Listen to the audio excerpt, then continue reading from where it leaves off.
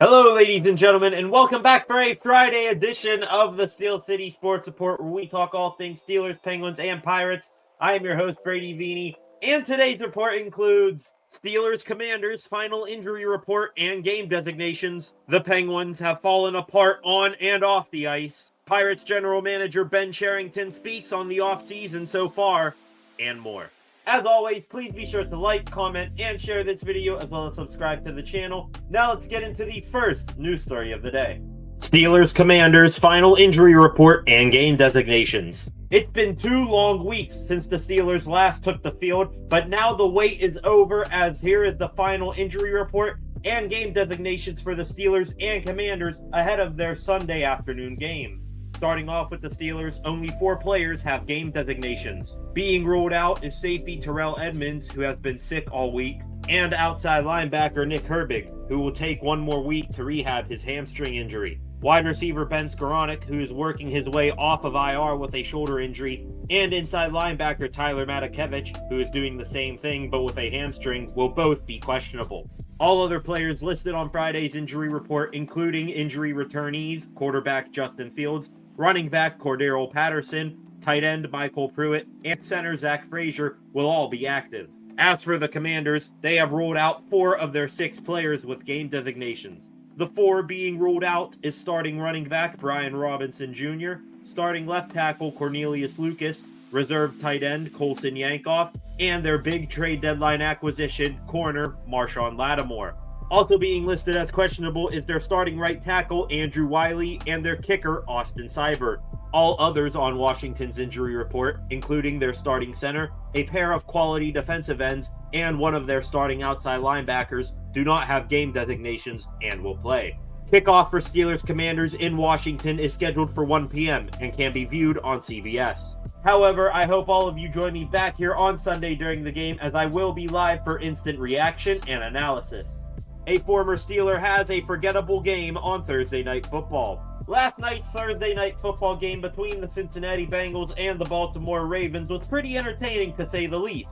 But if you're a Steelers fan, you kinda wish both teams would have lost. Sadly, the Ravens did win in dramatic fashion, but how one of their players performed brought a smile to the face of Yinzers. In his second game after being acquired by the Ravens from the Carolina Panthers, former Steelers wide receiver Deontay Johnson had 1 reception on 2 targets for 6 yards. His first target came when there were 13 seconds left in the first half and the Ravens had no timeouts remaining. Johnson caught a 6-yard pass and had to get out of bounds to stop the clock. However, another ex-Steeler in corner Mike Hilton made the tackle before he could do so. Disappointed in himself, Johnson was slow in getting the ball to the referee so that the Ravens could have a slim chance of clocking it before the half expired. The Ratbirds couldn't beat the clock, and quarterback Lamar Jackson was visibly furious with Johnson. DJ's second target was in the second half when he was open downfield. Johnson needed to change direction and run to the ball a little bit, but untouched, he tripped and fell to the ground. Raven fans on social media were pretty upset with Johnson's performance, which led to Deontay posting to his X account this morning,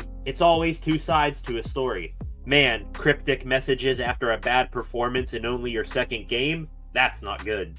Despite Johnson's performance, last night's game showed that both the Bengals and Ravens have elite offenses, but also that points can get scored on them at will. If the Steelers' defense can hold their offenses just a little bit, then things should set up nicely for when they play these 2 teams. TJ Watt receives a midseason honor. Before the second leg of the NFL season begins, football fans every year get to vote on what players they believe will win NFL awards based on their first half performances.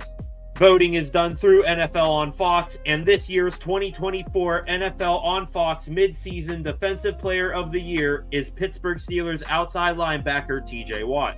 Through 8 games this season, Watt has 6.5 sacks, 33 total tackles, 24 of which are solo, 4 forced fumbles, and 2 fumble recoveries. Watt has gotten this midseason honor before, only to get screwed out of the real Defensive Player of the Year award. Should he duplicate or improve on his first half stats, Watt should be a favorite for the actual Defensive Player of the Year award at season's end. Congratulations, TJ, and we hope to see you continue your dominance for the remainder of the year. The Pittsburgh Penguins have fallen apart on and off the ice. Some people like to learn a new vocabulary word every day. Well, today's word is disintegration, which is a noun that can be defined as the breaking down of something into small particles or into its constituent elements, and loss of unity or integrity by or as if by breaking into parts. No better word can sum up the current state of the Pittsburgh Penguins hockey team. Last night, the Pens were absolutely obliterated by the Carolina Hurricanes. The game, in a nutshell, was the first period stat line. The Pens outshot the Canes 10-3, but went into the first intermission losing 2-0. That theme would continue for the rest of the game, with the final score being 5-1 Carolina, despite the shots being 36-19 Pittsburgh.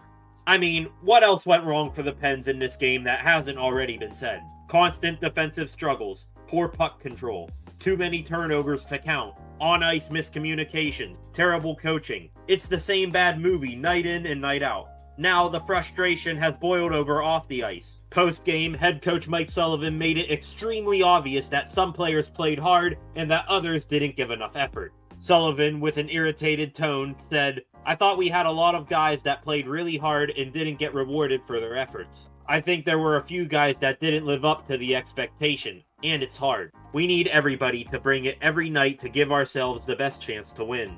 Undoubtedly, the questioning of effort given was directed towards defenseman Erik Karlsson. Karlsson has had a forgettable year so far for the Pens, and in the first period against the Hurricanes, he let his man get behind him on the first goal and got caught in between going for a loose puck on the second.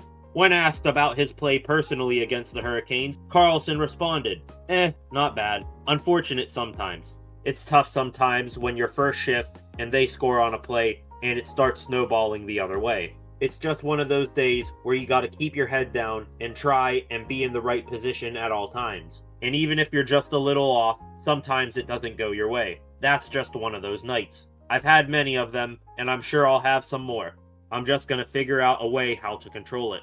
In all honesty, it's on both Sullivan and Karlsson. Sully has been outcoached in every single game against a playoff caliber opponent this year, and EK has been the biggest defensive liability on the team without coming close to making up for it on offense. The Penguins are now 5-8-2 on the season, and nobody in their right mind should expect things to get better before they continue to get worse. The Pens have a chance to flush last night's game as they play in DC tonight against the Capitals. Puck drop is scheduled for 7:30 p.m. and the game will exclusively be broadcasted on ESPN Plus and Hulu. Even though the Pens suck right now, we can at least tune in to see Sidney Crosby and Alex Ovechkin continue their historic rivalry. Sidney Crosby breaks a unique NHL record. Speaking of Sid, the only positive from last night's bludgeoning at the hands of the Hurricanes is that the captain broke a unique record. Against the Canes, Crosby recorded his 14,838th career faceoff win, making him the new record holder for most faceoff wins in NHL history. No matter the year or age, Sidney Crosby just keeps on setting new records and reaching new milestones. Congrats 87 on becoming the new all-time NHL faceoff wins record holder. And finally, Pittsburgh Pirates general manager Ben Cherington speaks on the offseason thus far.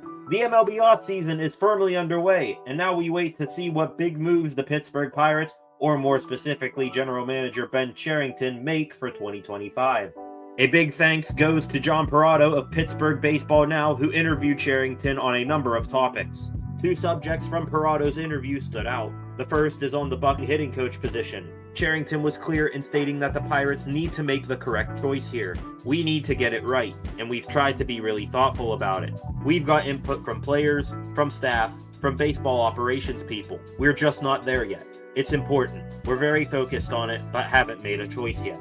Finding the right person for the job is an extensive process, but it's time to get moving on this. To be frank, finding a new hitting coach after dumping Andy Haynes is like the Steelers finding a new offensive coordinator after Matt Canada got fired.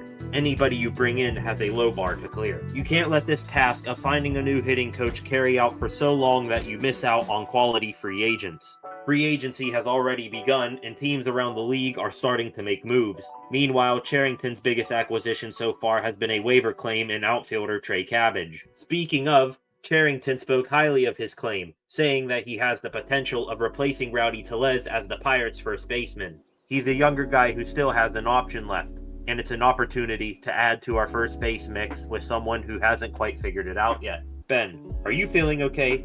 please tell me I didn't just hear you basically say that Trey Cabbage has a chance to be your opening day first baseman. This is no knock on Cabbage. This is all on Sherrington. If we are talking about a guy who had 86 at-bats, a .209 batting average, 1 home run, and 8 RBIs possibly being your opening day first baseman, then just fold the franchise. 2025 is supposed to be the year the Bucks finally get back into the playoffs, right, Ben? I guess you and Bob Nutting are just telling Pirates fans that you're going to eat your first base competition of Trey Cabbage, Billy Cook, Connor Joe, and Jared Triolo, and you're gonna like it. I will try to be a little bit more patient, as free agency in baseball is slower than in other sports. But if we are just left with these 4 fighting for first base come spring training, it's another slap in the face not just to Pirates fans, but to your players who signed here long term and your franchise being on pitcher. And with that, ladies and gentlemen, that wraps up a Friday edition of the Steel City Sports Report. Again, please be sure to like, comment, and share this video, as well as subscribe to the channel. Thank you all for watching, and I hope you guys join me back here on Sunday, as I will be streaming Commanders versus Steelers. If not, I will see you guys back here on Monday with some more Pittsburgh sports news.